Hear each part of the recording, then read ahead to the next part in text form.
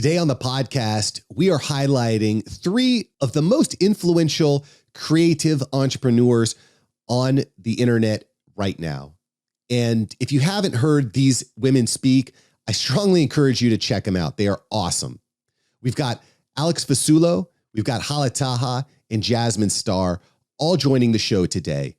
And they've been previous guests, but there were things that these women said that really stuck out in my mind. And I want to reshare these experiences with you in today's episode. I just also want to give credit to all the amazing women who are out there creating amazing things. This month is Women's Month, and it just felt appropriate to highlight these gorgeous, amazing, intellectual women for what they are and what they're doing on a daily basis. And if you're new here, we help people grow a business through online media and podcasting. So you definitely want to take a moment and hit subscribe, go back to the catalog of guests that have been on the show. And I think that you're going to find lots of insights that are going to help you turn the needle on your business. Hit subscribe, hit the like button, and go back and enjoy. And I do also just want to point out that this is a process. This is a game. I've been doing this for a long time. And when I look back at my original and my first episodes and all the mistakes that I made over time, there have been so many. And this show is really, really designed to help you avoid all those mistakes because you don't have to. I've been there and I'm going to cover up the potholes so you don't step in them. Let's give you clarity. Okay. With all that said, thanks for subscribing. And let's get into our first guest here, Alex Fasulo. And Alex is awesome. She left her corporate job to start copywriting as a freelancer and quickly became one of the most coveted and one of the most effective freelancers on the market. And one of the things I love about Alex is she really highlights how work is changing. As a young woman, part of Generation Z, she's really leading the way for people just like you, leading the way to a different way to generate income and a different lifestyle. And I think you're going to really love hearing Alex's story about how she got started. So, Rock Team, run the tape, brother. One of the interesting things about you, Alex, is you left your corporate job to freelance on Fiverr. And I got to ask, how many people told you were crazy for doing this? Pretty much every single person. Or some people would just look at me because they didn't even know what freelancing meant. And I think in their head, they were like, this poor girl. So I'm just kind of curious. That's a really difficult thing, right? It can be a very lonely place starting something that nobody understands. Was there anything in particular, like why did you feel like this was the right direction for you to go at that time? I really had no strategy behind it at all. That freelancing was one of many things that I tried because I was just desperate to not have to go back to an office. So I was doing a bunch of things from teaching social media on, weeknights to social media management for people for different brands to writing to freelancing, and freelancing on Fiverr just happened to be what took off. There was really no strategy behind it. I kind of empathize with that. That's very similar to my journey in that we just keep trying different things until we find things that work and then we lean into them.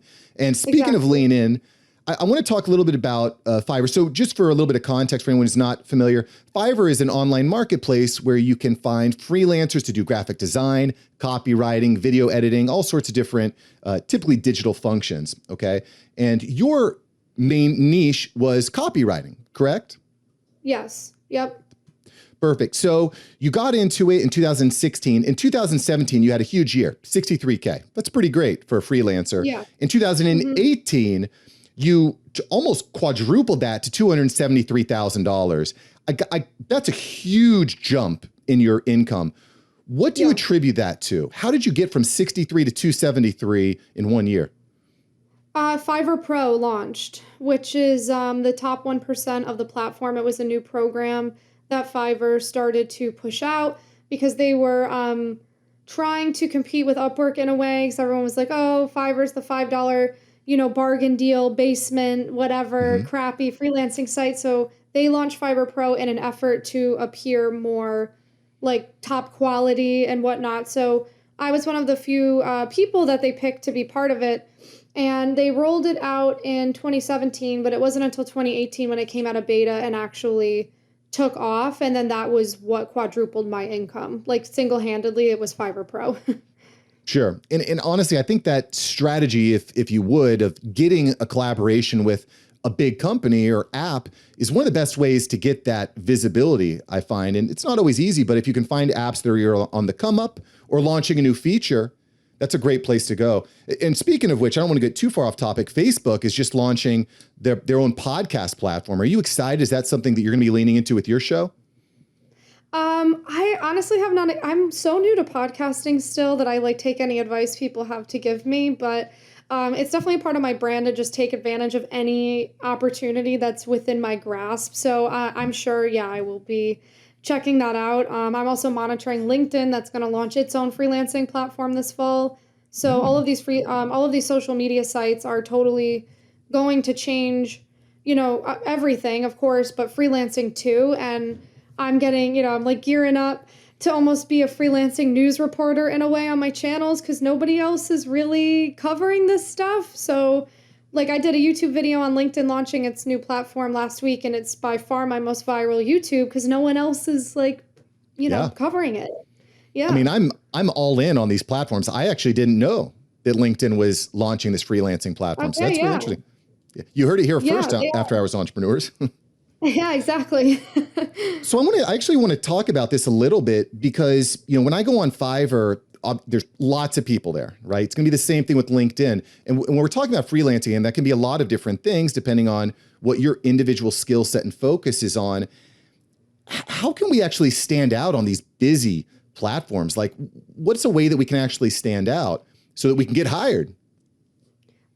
Yeah, that's everyone's always, number one question. And it's very basic sales marketing tactics at the end of the day when you think about it. And it's establishing trust with the client as quickly as possible.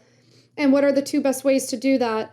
By being yourself, showing imagery of yourself and having a portfolio ready that showcases the work that you can do for them. These people don't care about where you went to college. They don't care about, people are like, oh, I don't want to be on Fiverr. I don't want to have my picture on it. And I'm just like, they're not hiring you to model for them. They just want to know that you are who you say you are. You're not lying about it. You're not impersonating somebody, and that your work is top quality. And you are someone who can, handle this job and get it done for them. They don't care if you went to college, even where you went to college, none of that. So it's being very forward facing about who you are and what you can offer them, like immediately. It is interesting how the workplace is really evolving into a results-oriented gatekeeper rather than the where you went to college gatekeeper. So I'm with you there 100%. Like, yeah, I could go off on college and college loans and interest rates. I'm holding back. I'm holding back. So it's really horrible, but I think it's really exciting the way that education is evolving. Just by watching your YouTube videos, TikTok videos, Instagram, you can actually get valuable tools there.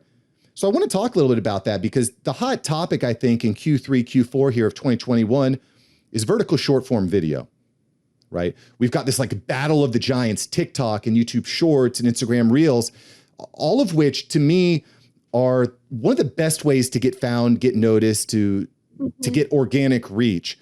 And you've done a wonderful job of repurposing that. 500,000 followers on TikTok, I think 150,000 followers on Instagram. Crazy. Blowing it up, right? What is your strategy when you go into actually recording a vertical short form video? What do you do before you even record? I know people ask me that. I don't really have a, set in stone process. It's kind of whatever that day I'm feeling. So if there's a news article out today that, another 5 million Americans quit their jobs, I'll see that and be like, I'm going to post about that. And all my content's going to be related to that today. Or if there's nothing in the news, people have no problem hearing the same thing like over and over and over again. So like, I can't tell you how many times I've done Fiverr tutorial videos and it still hits the same every single week if I do a Fiverr 101. And again, and again, and again, like people can't get enough of it almost, I think, because they're so ready to make Fiverr work for them that any little piece of anything I can give them, they'll just take it. And I think my long form video has done so well, not because of the long form video. There's people who edit it much better than me, but because of the actual substance of it and the fact that all of my stuff is very educational, free value, free motivation, you know, all these things that can actually change other people's lives. I think that's why they keep coming back for it. As opposed to people for the content itself, you know, because I'll see people who are still stuck in the social media ways of 4 years ago where it's all me, like when you get on there and you're like, I did my hair today and this is the dye that I used. And some people are still into that, but we've shifted more into a time where if you're not giving something to the viewer, they move on. So getting on there and being like, check out my podcast, check out whatever. No, the video should be, did you know that you could quit your job and make money? Blah, blah, blah at the end. I have a podcast for that. Like that's how you have to market today. And I think that's why my long form video has done so well, because any video I do in my head, I'm like, what value is this giving to the viewer? Because otherwise they're going to scroll right past it. Gosh, Alex just inspires me every time I hear her. She is an incredible person. And I hope you enjoyed that clip. Next up, I want to introduce you to Hala Taha, who runs an extremely profitable digital marketing agency, Young and Profiting. Man, every time I hear Hala talk, she's just awesome. She's really inspiring. And I want you to be inspired by hearing her story of how she got started. So without further ado, let's listen to her and her story and an actual tactic that you can use to grow your social media presence. Let's run it. You're working at Disney. You got a great job. You're crushing in the corporate game. Why start a podcast at that time? Why would you get started? Well, you know what? Broadcasting was always my passion. I actually was in the radio industry back in college. I was working at Hot 97 and I worked there for free for 3 years. And I actually dropped out of school to take that opportunity. I ended up going back, but I've had lots of different, radio shows and things in the past. Like I said, I worked at Hot 97. I used to do their commercials, run their Delette boards. And then I had online radio shows with a lot of DJs on the side. So I would host these like hip hop music shows where I would interview celebrities and, have my friends co-host with me. And, I was on alistradio.net, Bottom Music, DTF Radio. I was on all these different stations back in the day and hosting all these different like hip hop shows. And then I had the idea to start Young and Profiting podcast. I was actually working at Hewlett Packard. It was my 4th year working there. At the time, I had taken a 4-year break from the entertainment industry because I had almost gotten a show on MTV and MTV pulled the plug. I was devastated and I was like, forget entertainment. Enough is enough. I tried to do it. I didn't make it in radio. I didn't make it for TV. Like I'm never going to make it. And let me get a normal job, right? 4 years into my corporate career, I was like, you know what? I've got a lot to share now. Like I was making 6 figures. I went from being a broke entrepreneur to being a very successful person in corporate. And I had all this radio background and I was like, how do I put all these passions together? How do I put the broadcasting and the business and my passion to kind of help others and lead others and do one thing? And so I started Young and Profiting podcast. It was my first solo show. It was my first podcast. It was maybe my 5th or 6th actual show though. Like I had a lot of experience and this is the one that turned out to be a quote unquote overnight success. Right. Overnight success. But I mean, I know your backstory. I know how much hustling and grinding and how many systems you put in place to get to where you're at now with well over 100,000 downloads per month on the podcast, which is absolutely spectacular. Your LinkedIn game is very strong as well. And I know when you were coming up on LinkedIn, you were doing a ton of DMing, right? Messaging, connecting, linking up. I'm kind of wondering at this stage in the game where you have tens of thousands of followers on LinkedIn, you also have this podcast that's flowing now. How much time are you spending actively DMing people on LinkedIn? And do you think that's still a viable tactic for growing an audience right now? Yes, I think it's definitely a viable tactic. That's how I first grew my first 10,000 subscribers, is through the DMs on LinkedIn. And I'm still always in my DMs on LinkedIn because I really believe in engaging with your fans and having that one-on-one connection. And honestly, the way that I get Apple Podcast reviews is when people DM me and give me great feedback. And then I go like back and forth with them and then ask them for an Apple Podcast review because it's very difficult to get those reviews. And unfortunately, they drastically impact your ranking. And so I'm always always after Apple Podcast reviews, and my number one way to get those is through the DMs and making a real connection with people and asking them to copy and paste their great feedback that they DM'd me into an Apple Podcast review instead. But yes, I still do DMing. I retarget the people who like and comment on my social media posts. Granted, it's not as accepted as it was back then because everybody knows I have a podcast now. And so when I do that, people are like, yeah, Hala, we know you have a podcast. You know, when I used to do that, people would be like, oh, wow, you have a podcast? Great. Yeah, let me check it out. I'll give you feedback. So it was like way different. So it's a great strategy when you're just starting out because people probably don't know you have a podcast and you are kind of teaching them something new. Our next guest on the show is personally one of my favorite moments on the show. And this is a moment with Jasmine Star. The moment I got Jasmine onto the podcast, I was just engaged. I was immediately engaged with her because of how much uniqueness she brings to her podcast. She brings so much energy. She brings so much Jasmine, so much uniqueness. And I've really started to lean into that with my podcast itself. So anyway, without further ado, that's enough talking about me. Let me introduce you to Jasmine and some of the amazing things that she's doing to help creators like you. I'd like to back it up to dropping out of law school, don't know what you're going to do next. You pick up a camera for the first time. I've heard entrepreneurship described as building a parachute after you've jumped out of the plane. Would you say that was similar to your experience?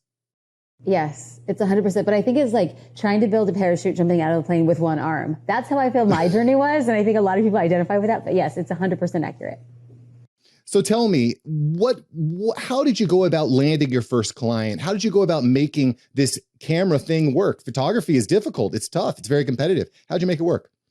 Well, it's the same way I made it work with photography. It was the same way I made it work with consulting. It was the same way that I made it work when it came to creating digital courses. And it's the same way that it works now as being a founder, social curator, and that is with content. And I know that sounds like the really easy answer, but what is often perceived as easy is one of the most difficult disciplines because you have to show up consistently to see any efforts from your hard work. Yeah, I completely agree. And something I think it's underrated. A lot of people nowadays are talking about get rich quick, how to accelerate your growth. I tell you, just about everyone I talk to when they talk about podcast growth, they talk about how can I run ads to get more listeners?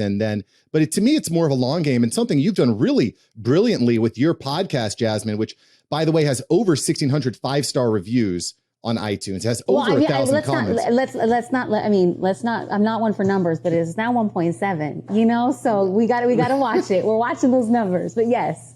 It's tremendous. A huge accomplishment. And one of the things I've noticed that you do with your show is you give us a lot of Jasmine. You get a lot of Jasmine with the episode. And I've heard this said as well, that people will come for a guest, but they'll stay for the host. How important do you think it is for podcasters who are looking for that success to insert their own personality into their show? How important is that?